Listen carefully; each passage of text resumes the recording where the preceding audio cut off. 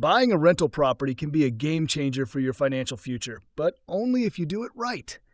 Too many investors make critical mistakes that cost them time, money, and sanity.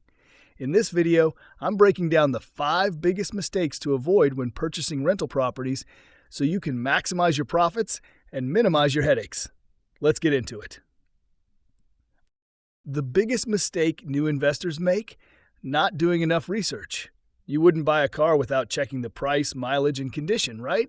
So why would you buy a rental property without analyzing market trends, neighborhood data, and expected rental income? Ensure you understand the area's rental market, vacancy rates, and long-term growth potential before pulling the trigger. You've run the numbers, and the deal looks great on paper. But have you factored in all the costs?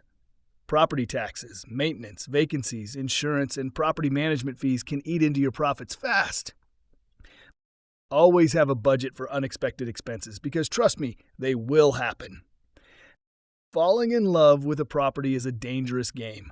Overpaying can kill your cash flow and make it hard to turn a profit. Just because a house looks nice doesn't mean it's a good investment.